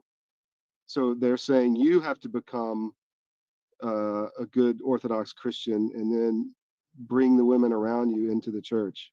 So I found that fascinating. No, absolutely. And there's one more interesting thing. I mean, Fabian is sort of our more knowledgeable religious scholar, will now think Great Awakening. And there's one interesting trend I would like to point out. I think there were a couple of Great Awakenings in the history of the Americas and Europe, sort of somewhat trending back. I think in the 1740s, 1840s, 1940s, and well, who's to say that it won't happen in the 2040s as well? I mean, the time seems rife, and I mean, I guess if we're reflecting about these dates that I've mentioned, typically always in times of big upheaval and questioning everything. You know, the 1840s sort of part of revolutionary Europe being born, people on the barricades in Paris, in Germany. The 1940s, you've just survived a terrible war. And well, with all the uncertainties that are happening right now, and in terms of the identity crisis, what are we? Actually, I think the time might be ripe, and it is to be borne in mind. And I think we need to do far more reading how the last Great Awakenings went. But no, yeah, good point. I've been doing a lot of studying on that, and one of the things that is always good with Christianity is that it has just survived absolutely everything. It's existed since Christ instituted his church, and it has gone through ups and downs. And you know, when you look at, for example, the period of the French Revolution, which is hailed as this great awakening of the Enlightenment. Well, guess what? It was a dark time for Christianity. And churches were empty. And purposely, churches were turned into some kind of Enlightenment temples, etc., etc. Well, guess what happened? Christianity survived, and Christianity came out of this. Voltaire said, you know, nobody in 40 years will read the Bible. Well, guess where they printed the Bible? In his house afterwards. So there have been a lot of movements that always show the vitality of Christianity. And maybe, again, all of the secularism and what we've witnessed in the past decades, if not even the 20th century, we can see that this inevitably, I believe, will be culminated in a new Great Awakening. And if you have now, from a Catholic point of view, if you have a bold Pope who defies, you know, governments, who defies rulers, who defies kings, who defies evil, that will have a great effect on the faithful. However, if you have a Pope who believes that he wants to be more like the diplomatic corps of the Munich Security Conference, this can also lead the faithful to be very discouraged. And that all of that is on the table right now. And I don't know which way it's gonna end up, but I do know that, you know, looking at a lot of the papacies, you can always see what happened politically. For example, look at Pope John Paul II, how he worked with Ronald Reagan together to bring an end to not only the Cold War, but to really defy the evils of communism. And who knows what, again, as I mentioned earlier, if you elect somebody like Cardinal Robert Sarah, who's, by the way, been very outspoken, and he even sees, for example, the United States as a beacon of hope for faith and a great awakening. I mean, he sees that, he said that too. What if he is the leader of a Christendom that not only warns of the decline of Christendom, but, you know, defies it and defies all of these globalist trends that we've witnessed in the past couple of years. And again, as I said earlier, a Pope from Africa who's anti-migration in that essence, would just be a complete shock to the liberal world. The other thing, the last point I want to make on the papacy, and then I think, Christian, we should shift gears to Germany and what's been happening there briefly with the AfD. Every time the media props up a pope or a certain candidate, and they're doing that, especially in the United States with the current Secretary of State for the Vatican, Cardinal Parolin. I mean, you'll probably witness the Kamala Harris effect. You know, you had just yesterday Rabbi, what's his name, Shmuley Botayesh, going to Parolin to endorse him, and I'm thinking, boy, this is not a good idea. But every time the media props up some certain cardinal, you may just not end up electing that guy. Yeah, probably. I mean, yeah, I would probably stay within in the realm of religion, and probably we might bracket out secular things, because I think it might be a nice self-contained episode, because right now, I mean, it shows the strength that one world church has, like the Catholic Church, where suddenly the Vatican is the center of the universe. And obviously in an unbelievably powerful picture of Zelensky and Trump sitting in the circle, so to speak, the inner circle. I mean, Macron having just been pushed out in the circle. The German Chancellor Scholz, who, by the way, is still Chancellor, still not even in the circle, not even in the building, kind of showing the constellation, the power constellations in Europe. So there's a lot to be said, how very quickly suddenly the church has become the center of the universe, with so many heads of state paying homage, even heads of state who are decidedly not Christian, if not anti-Christian. So that is interesting. Do you think it is indicative that the Pope died on Easter? I mean, it is. I mean, one of these providential dates. I mean, we kind of joked a lot about kind of a rebirth, if you will. I mean, of a real church. I mean, stranger things have happened in world history. I mean, quite often, if you look at certain dates in history, even like September 11 has a couple of disastrous events happening. But the point is really good, Todd, because Pope Benedict died on December 31st, which is the date of Pope Saint Sylvester. And in Germany, everybody calls December 31st by its name. They call it Sylvester. On Sylvester, we'll do this or that. And he died on Sylvester. And some traditional Catholics in America were especially interpreting that as sort of Benedict being the end of Christendom, with Benedict dying on December 31st, symbolizing that reign that Christendom had. Now, that would be interesting to see with Francis dying then on Easter, all of a sudden representing a sort of a new era and a new revived era that we're now entering into. And that could possibly be. Well, you could throw a whole other wrinkle on this, because we all know that Trump is a time traveler, and maybe J.D. Vance was too, and J.D. Vance met the Pope 7 hours before his death. So, anyway, that's a joke. But It fits into the general pattern, the surreal era we've entered, where we wouldn't have thought a million things that the U.S. presidential candidate's shot through the ear and stands up, fight, to somehow the Secret Service then letting another guy within shooting distance. I mean, so many bizarre things. Although, what did J.D. Vance say to the Pope? I'm going to make sure that the traditional Latin Mass will be installed in the United States, and that was the end. They're brilliant memes, and I mean, we live in a great meme day where you suddenly see Trump being crowned as the Pope by J.D. Vance. I mean, those are just meme gold. Probably, I mean, another interesting bit. They've coincided the last couple of days. So the current socialist Spanish government wanting to close down some sort of, I'm not sure how it's called in Spanish or in English, Valley of Remembrance, because of obviously a lot of Franco soldiers died there.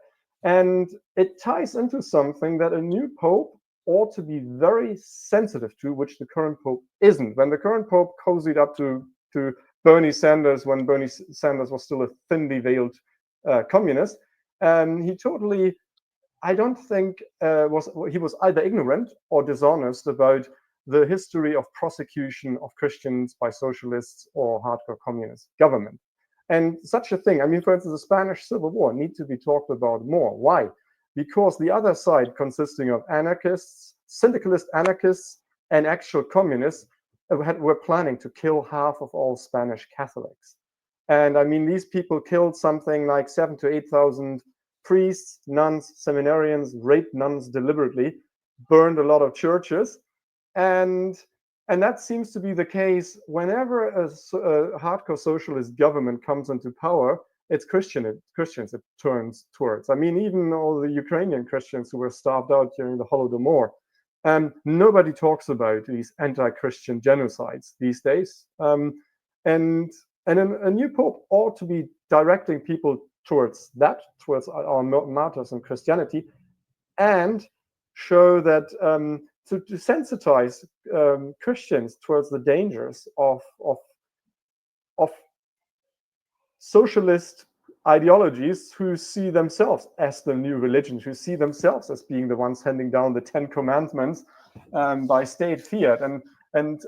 So that's why I think it is so unbelievably important that the right man becomes the Pope, who needs to draw attention to all these Christian martyrs that we have and the dangers of socialism that has always turned on Christian. Not once, not twice, they always came for Christians, because ultimately Christians are always subject to a different kind of morality and always believe, so God created man and women in his image, and therefore believing in the new socialist man or the new boys, and you could just engineer men, women, children in a way that you want to. Christians will always object to that if they're proper Christians, and the new pope hopefully will draw attention to that. And again, I advise all viewers to read up on the Spanish Civil War, how hardcore anti-Christian and anti-Christian genocidal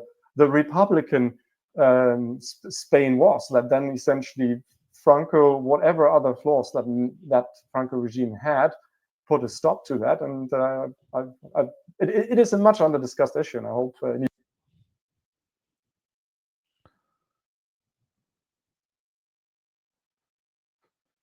Well, I hope you enjoyed the SCIF today. You're not going to get that kind of programming anywhere. Eurobytes can be found on CDTV. It's a mostly weekly publication or show we put out. It's on podcast. You can listen to it and find all the old episodes. And it's on CDTV on CDM.press. Put CDM.press in your daily scan. This show is on podcast, by the way. You can listen to it in your car. You can check it later if you missed it during the day. Please tell your friends, share the links.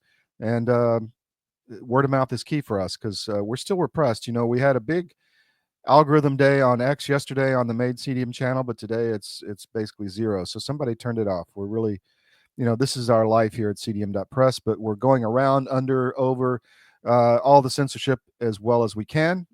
Sign up for our email list, sign up for our no ad subscription. That's a big one. If you like what we send out, CDM.press has an email list subscription at the bottom. Just fill out your email. You'll get it daily, and you'll get the show in your inbox. Not the show. Well, the show's on the list, but you'll get the email in the evenings of the day's news, and it's real popular. And check your spam if you don't get it, because sometimes, you know, Google and your internet provider will send it to your spam box. But we're working on that. But that's one of the ways. And if you want to drill down into some of the more specific news in certain regions that we have, you can sign up on that site as well. So go to CDM.press, top menu. It says CDM sites. You can look for what areas you're interested in and sign up for those newsletters as well. Every site has a newsletter list. Most of them go out weekly. I think Connecticut goes out twice, because there's big news always out of Connecticut. Anyway, we really appreciate you joining us today. We'll be back tomorrow at 10 a.m. We have Robert Krachu from Canada. That's always enjoyable. Always get a lot of good reviews from him. Zhizhan Fleet, who is a Chinese Maoist survivor under the Mao regime. She's going to talk to us. Be a great show. So see you tomorrow at 10 a.m. Thanks for joining us today. Monday through Friday, 10 a.m. Eastern on the SCIF.